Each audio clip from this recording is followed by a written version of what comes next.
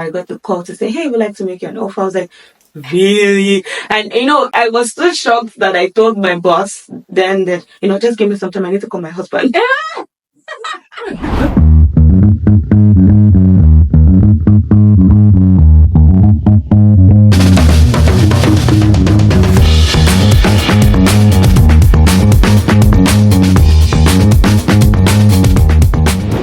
Gentle ladies and men, welcome to Mide Olayiwola channel. If you're just joining for the first time, please subscribe to my channel. If you're here again, please share this video to your friends and families. You already know me. My name is Mide, corporate African girl. Ciao! Okay, today I'm introducing and I'm interviewing a friend of mine, somebody who is amazing. Another corporate African girl, I must say. Aww. Someone who has been in the corporate world for a while. Someone who knows what she's doing. And she's going to tell you more about herself. She's going to introduce herself because I believe that a person should introduce themselves. Nobody can introduce another person more than they would introduce themselves. So right about now, I'm going to show you my guest. Please, a round of applause for my wonderful friend, Itunu. Great. Thank you so much, Itunu, for joining. Please introduce yourself. Let them know your name, what you do, and basically that. Okay, so my name is Itunu Ogundele, and I have a background in mathematics and statistics, and I'm currently a data analyst. I've been into data analytics for almost 6 years now. I started off in Nigeria as a data analyst intern, worked for about 3 years, and then I relocated to Hamburg, Germany sometime in 2022, and I've been in Germany ever since. So you were the reason why we did Pythagoras theorem. And isosceles. something. I cannot even remember my mathematics anymore. What's the one with the area of a triangle? We will check Google. And I will tell you people in the comments. So I was going to ask how you got into data analytics. I wanted to know if you had the background in, why you were studying. You studied math in school. Which school did you attend? Osun State University. Okay, so while you were in Osun State University, did you know that you were going to be a data analyst, or was it afterwards that you decided that, okay, because it feels like data analytics is relatively new? Not so, when we were in secondary school, maybe when I was in primary school, nobody talked about data analytics. So when did you know that you were going to go into this field and why? Okay, so surprisingly, when I was going to graduate secondary school, I wanted to be a doctor. But then I knew that I was so bad at biology. I hated biology with so much passion, but I was still trying to chase a career in medicine.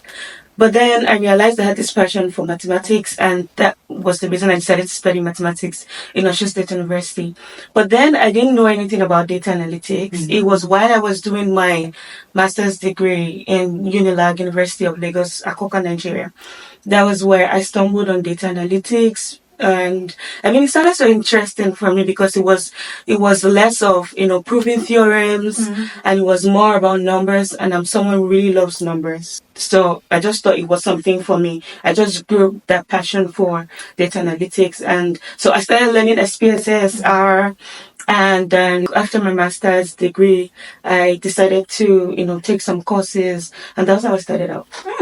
Okay, so before we start to talk about what you currently do, I know that a lot of people say things, and I know, it's common knowledge now that you don't necessarily have to study math, or you don't necessarily have to be somebody who studies statistics or something like this to be a data analyst. So would you advise, you've been in the field for a long time, somebody, for example, who is in the humanities, to try or do things possible to be a data analyst? Do you think they're going to survive, based on the fact that you are doing, with what you are doing currently? Do you think that somebody who has no math background or statistics background would actually thrive in this role? Maybe one question I would ask is, do you love numbers? Because regardless of you having a mathematics background or a statistical background, if you don't love numbers, then there's no way you can thrive in the data analytical field. So even if you did medicine, or maybe you're a soldier, for instance, or you're doing something, so far you love numbers, I think it's something that you would, be able to survive in. But if you're not good with numbers, or you are not good in your thinking, you're not very critical, or you're not analytical, then I don't see you surviving in the data analytical field. Okay, so very quick one. We say a lot of data analytics, data analytics. In lay people language, what do you do as a data analyst? You're talking to somebody in SS2 who studies only literature and government. How do you explain what you do? Okay, so I was not preparing for this, but to someone who is in SS2 or maybe GSS3, I would say that data analytics is basically just trying to prove what already exists or is about to exist. When you say something like, you believe in the word of my mouth, and I'm trying to tell you that in as much as I can tell you that something exists, I can also prove it to you using numbers or past occurrences or something that I think would happen in future to explain the existence of an existing problem. Right. So I don't know if I'm making sense, but I'm certain. So you're predicting the future. You predict the future. So you're not just predicting in data analytics. You could predict the future. You could there's something we call diagnostic analytics. So you are trying to understand what has happened like in the past and why it happened.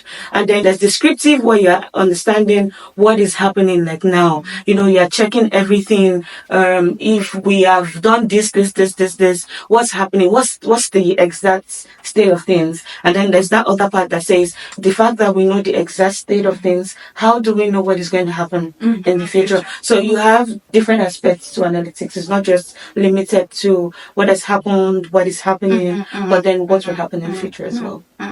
So I guess this should make your field interesting. The fact that you're able to do all these things, or what makes it interesting to you? What makes it interesting really is the fact that I know that I can help you. I can help you grow. I can help you make profits. I can, move you from negative to positive. How basically I'm looking at your data, I'm looking at what you currently do. And I'm saying that based on this, data is saying that in the next 5 years, you could be a profitable company. In the next 5 years, if you continue at this particular pace, then you're going to you would run down, Don't do it. You don't want to try. So the fact that I can, give you the clear picture of things, and I'm not just, people are used to stating the problems, but then they are not also quick to telling you how to solve these problems. But I'm here to tell you that, hey, with numbers, if you have this problem now, but then if you do 1, 2, 3 things based on data, then you can get times 2, times 3 of your profits in the next 5 years, in the next 3 years. So that's what is interesting for me to say, hey, what you are doing can either make an organization very great, or you can actually kill the organization. Makes sense. Okay, so I'm sure a number of people also want to know, especially people who want to become data analysts. What are the starter packs, or what are you going to tell somebody to prepare if they want to become a successful data analyst? I would say that first of all, you have to love to solve problems. You have to be very inquisitive. So before I tell you, go learn this tool, go learn that tool, there are some basic things that you should know. You have to learn, you have to love how to solve problems. I don't know how to explain problem solving to you, but if you cannot understand how to solve problems, you cannot solve problems, you can't do anything in data analytics, because, when there's a problem, the work of an analyst is to be able to say, hey, there's this problem. Someone comes to me to say there's the problem, and then you're saying, okay, we have this data, that data, then I can prove this to you before you even get to the point where you start using the tools. So you have to know how to solve problems. Then maybe after that, you need to know how to communicate. That's what people don't understand. So everyone is quick to tell you that you need to learn Power BI, you need to learn SQL, maybe Excel in some cases, or Tableau. But I'm saying, hey, you need to learn to communicate, to understand requirements coming from your stakeholders, and then translating it into SQL. So SQL is like, if you're going to look at the first 5 steps, maybe SQL is like the third or fourth step, no, maybe third step. And then fourth is when you're actually building your visualization. And the fifth step is the presenting. But then you are talking in the fifth step, you are also talking in the second step, and then first. So if you're not a good communicator, I don't see you also doing so well in the data analytics field. So I'm also saying that you need to be good with problem solving. You need to also be good communicating. And then there's some basic tools that you should learn. You need to know how to write SQL. And maybe you pick one, Power BI or Tableau. And I think that would suffice for a start. Which would you, someone who has never done this before and is saying, okay, which one should I go for, Power BI or Tableau? So I would not say, I would just say one of them really, because before I came to Germany, I was using Power BI. But then where I work currently, they use Tableau.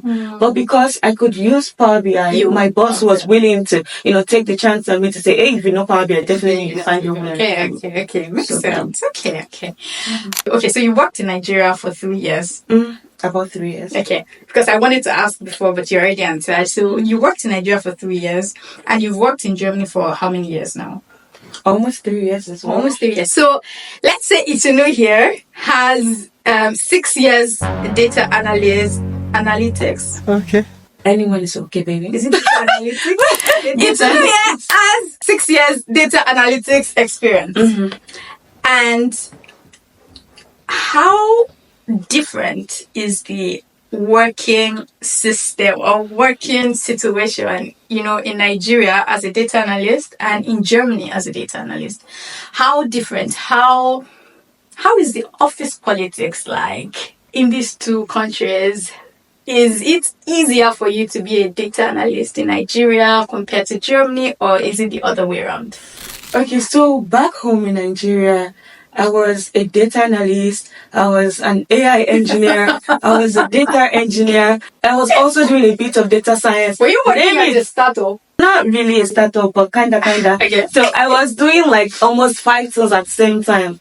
And, I kind of struggled with it. I was also a trainer, because I would handle webinars and also, maybe do some workshops for customers as well. How was your mental health? It was good. It was really good. So I was doing all of those, and one shocking thing for me was when I moved to Germany, I moved as a data analyst. I got a job from Nigeria anyways, and then they also sponsored my moving here to Germany. And when I got here, I had to just do the visualization part and then, getting requirements from stakeholders. And I felt like I was useless. I was not doing it because I knew I had the capacity to do more, After doing like 5 things in Nigeria and then coming here to do just one. And I felt like, I can't talk. Don't worry, I can't talk. Use me. Please use me. But then I also saw that, it looks like things are pretty much same here. And so I would say in terms of workload, I think it's still okay here, kind of, compared to Nigeria, where I was doing so much. I was almost a salesperson. That was the only thing that I probably did not do. I was almost a salesperson. But in terms of politics, I would say it's almost the same. It's relatively the same. Because back home, too, it was more about speaking. So you have to talk, you have to sell yourself.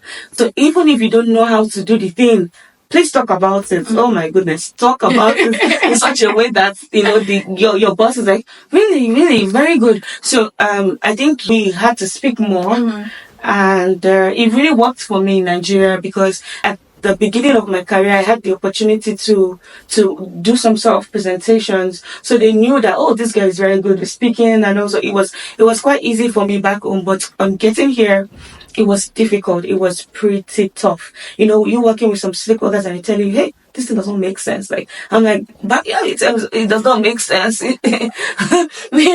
So I really had to struggle at the beginning. And I saw that, hey, you cannot just focus on work. You also have to speak about what you're doing. And so I would say that it's relatively the same basically.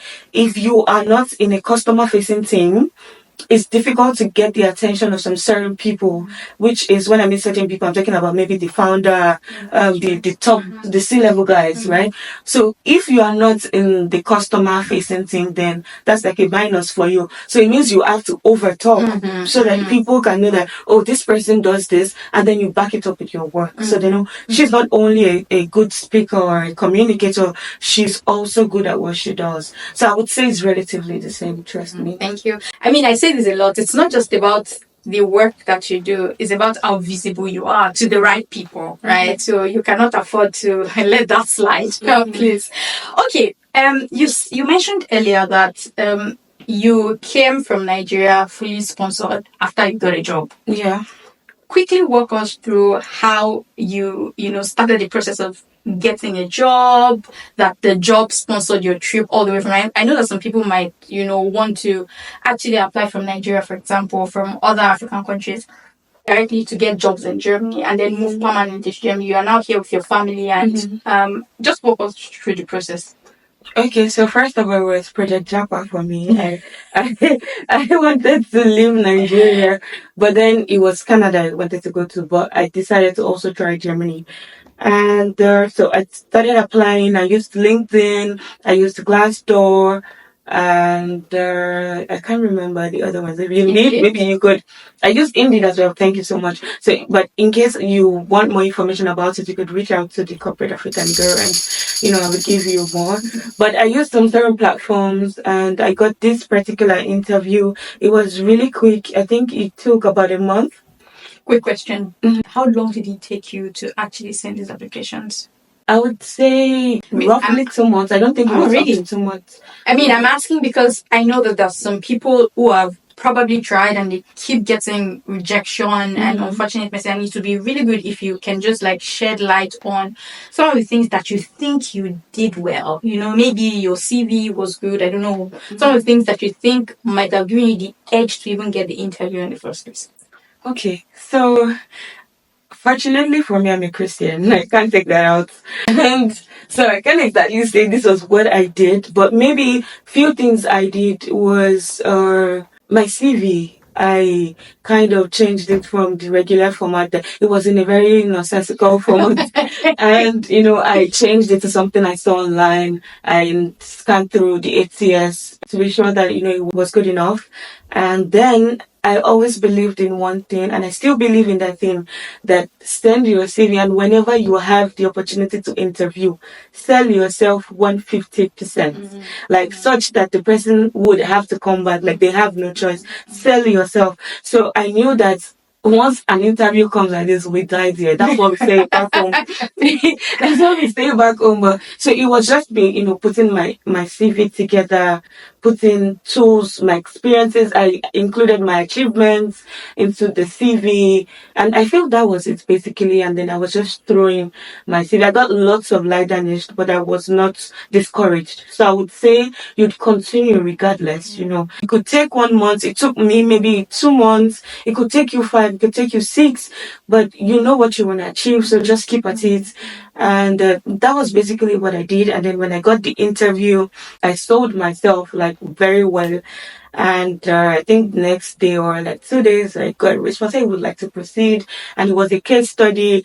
And shout out to my husband. He's behind the camera. You can hear this. So, when I got the case study, we sat together to, think about it before I started putting the dashboards together and then writing SQL queries. I was like, okay, so this is the problem. Without data, what do you think is the solution of this problem? Because most times you have to think about it that way before you start working on it. So we talked about the case study. I built the use case, whatever use case I got, this use case, I worked on it. I presented it to my boss and he was like, hey, I think you're going to do so well here when you come. So at that point, right, I was like, I say I try. I did well to certain points. And I also had the opportunity to meet with one of the founders of we have about 12. So I had the opportunity to meet with one of them and I also tried my best to do a good job. So it was pretty easy. After their interview, I got the offer. I got the call to say, hey, we'd like to make you an offer. I was like, Really? And I was so shocked that I told my boss then that, just give me some time. I need to call my husband. And he was like, okay, no, okay, take your time. And I mean, that was basically how it went. And, they asked if I was excited to relocate. I said, yes, of course, I'm happy to relocate to Hamburg. And they just took my papers. They decided to process for me. And it was quite cheap. Once you're coming via the job route, it's not as expensive as coming to study. So and it was. how long when you got the offer to when you resumed? Okay, so I got the offer specifically 1st of March, and I resumed. I started in Nigeria first for about a month. Yeah, that was because I didn't get my visa early enough. My visa came, I think, I got it end of April, but then I just had 1 month to work in Nigeria throughout May, and then I was in Germany by June. So, but the visa process was pretty fast. Okay. Yeah, it was super fast. Makes sense. Okay, now let's go back to your work. So, can you describe shortly a typical day in your life as a data analyst? Just quick description, including some of the tools that you use and what you use them for. Okay, typical day in my life is resuming to Jira. I don't know if some of you are quite familiar with Jira. It's a ticketing system. So, there are tickets to work on per week. So I just go there to select the ticket, and once ticket, basically your stakeholder is there to say there's this problem, or there's this thought that I have that I need you to do some investigation on, and tell me what you think about this. So once I have that ticket, or there's a ticket like that, I go through the ticket. I relate with the stakeholder to understand the requirements to get whatever I need to get about this. So first step, I mentioned 5 steps earlier about the analytical, end-to-end analytical process. So first is to understand the problem, which was what I do like regularly, which is understanding what is in the ticket. So understanding the problem, reaching out to stakeholders to gather more information about this problem.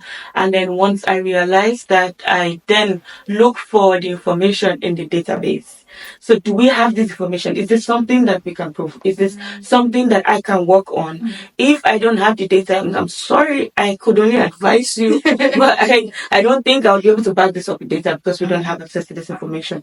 But if it exists, then I then take it up to say, okay, this is going to be the steps. I get the data, put data together, and then transform the data. Sometimes as a data analyst, you don't really have to do a lot of transformation, because in some companies, they have analytics engineer who will do the transformation for you.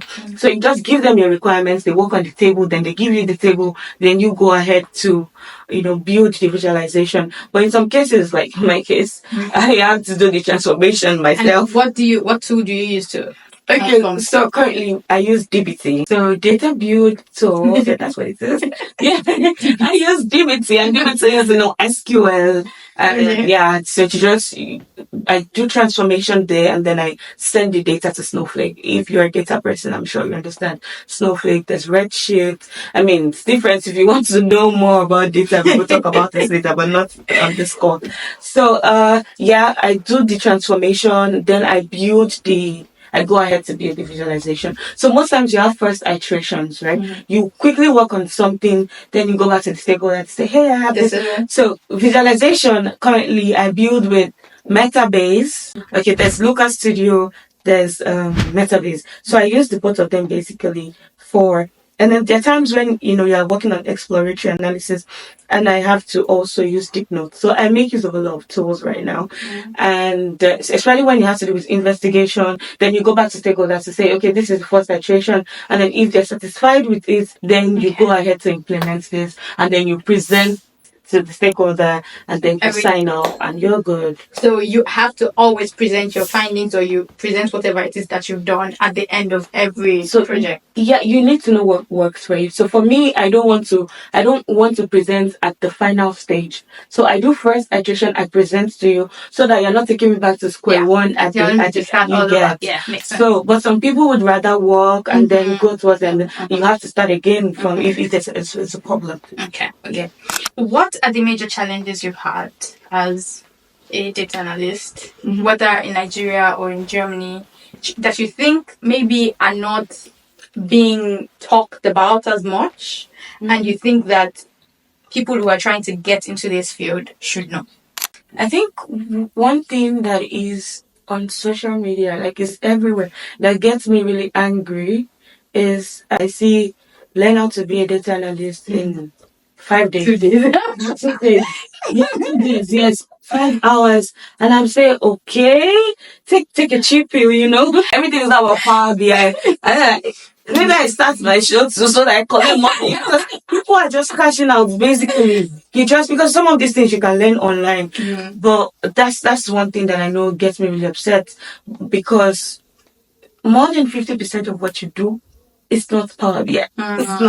It's in that communication, it's in that brainstorming session. Sometimes you're pulled into meetings because they know you know the data, so you should be able to advise us. So even when you don't have a ticket you're working on, someone pulls you into a meeting to say, we think transaction is reducing. What do you think the problem is? And then you are there trying to provide a solution. As a data analyst, you're not a miracle worker. But somehow they believe you know the data, so you should be able to advise from a data perspective. So that's one thing. But maybe as it relates to me personally, I just said something that is all over, but as it relates to me personally, one thing that I think I still struggle with sometimes is, as maybe because I'm a Nigerian, sometimes I find myself struggling with work. Like I'm not particular about my social life at work.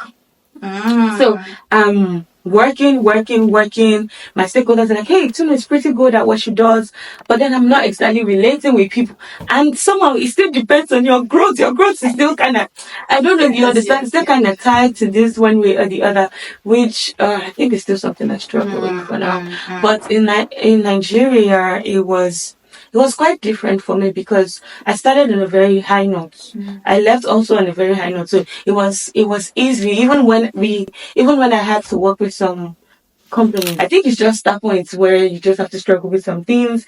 Maybe there are times when that you're also you don't know what to do at that particular time. Some stakeholders know, and then they're like, "What the heck are you doing?" But some are still able to find your ground eventually. So I think that's just what it is, basically having to socialize, and maybe those moments where you're just blank. Yeah, I think it happens to everyone and in different fields as well. Like it's like I think it's normal. I think if it does not happen to you anymore in your field, maybe you should switch. Yeah. Because I mean it shows that you are growing somehow.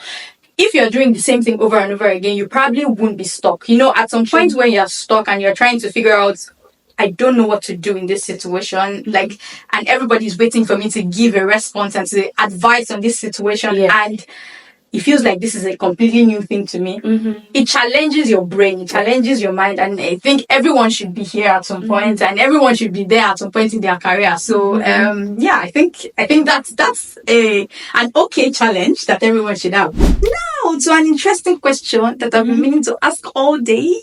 A lot of people also say things on social media and say things like, if you want to make money in 3 days, learn data analytics. As a data analyst, you can earn, I don't know, as an entry level data analyst, you can earn 150,000 euros per annum. As this, you can earn that.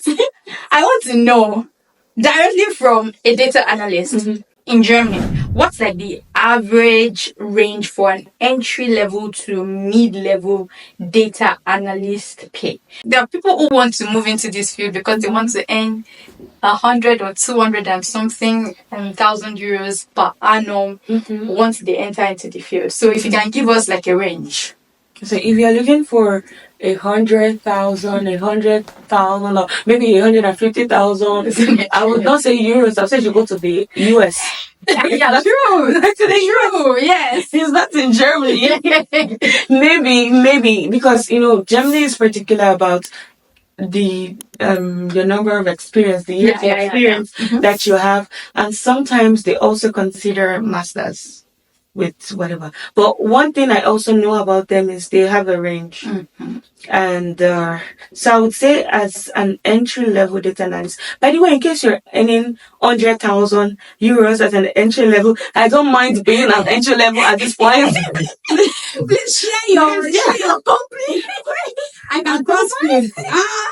Don't worry, I can be diligent. But on a serious note, really, for an entry level person, based on what I've seen, I didn't come in as an entry level person, so I'm only going to say based on what I've seen online. I think it could be within 45 to maybe 50 or something. It's always a range. And like one question that I know I asked at some point was how do you know what you're getting exactly in this range? They tell you it depends on your years of experience and maybe Also how you're depends able on to how you negotiate. negotiate. Yeah. Don't be like me. I don't want to go faster.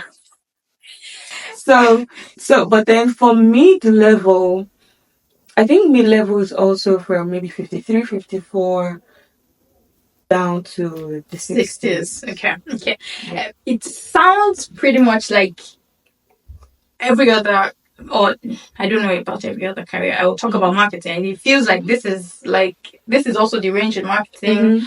And yeah, it feels like pretty normal range. So don't let anybody tell you that because they want you to sign up for their course and tell you that you can make 170,000 euros as an entry-level data analyst. I don't know where they make it, but I don't know if it's in Germany. And about what she said, if you're an entry-level data analyst, maybe you don't have an experience, maybe you don't want to be negotiating salary at the beginning, but like if you know what you're doing, like, or like you already have experience, please negotiate your salary before you resume any job. Please do. 100%. Don't accept whatever it is that they give you. Negotiate it. Because once you enter, you cannot negotiate again, except you have mouth at some level. Yeah, one thing I would also want to chip in is when you think you deserve a promotion, please address it. Please call whoever you need to call to sit down to say, hey, I think I deserve a promotion. And you also talk about it because sometimes they might not offer you might not get what you, yeah. So for me, I got this amount and they're like, hey, after maybe 6-8 months, you get this promotion. But in my head, as the Nigerian that's, I'm still a Nigerian. I cannot. I'm like, my work will speak. And then I just left it like that hanging. And that was how I lost out on some opportunities. I would say that in terms of salary, negotiation, all of those, when you think you have reached whatever objectives that you've set, or so, just reach your boss to say, hey, I think I deserve a raise. I deserve a promotion. Yes, because if you, especially in Germany, if you don't speak, they probably wouldn't approach you about some things. Like you have to be the one to say, guy, Alpha, let's talk about this. Otherwise, like you'll just be there, everyone will just be okay. I mean, it's corporate world. Nobody wants to lose money. This is your employer. They want to make money as well, right? Exactly. So you have to demand for what you want. This is just what it is. So finally, I'm going to ask you this. You've been talking about calculation and work, and what do you do for fun, this girl? What makes you jump from one pillar to another post in terms of fun? Or is only calculation you're calculating in this Deutschland? No, actually, no. I would say singing, music. She's a singist. Why are you singist? She's a singist. Music. Oh my goodness, I love music so much, so much. I do gospel music for not for you, but for passion. I love it. Yeah, but I sing every weekend. I'm in church singing. Can you? It just now don't say no. Just what I was saying now. Amen. Guys, I've heard it so much on the altar. I just want her to come and do small on my YouTube. Just small, tiny. Sing anything that comes to you. I will not look at your face. Don't give me eye. Give me small. Tiny.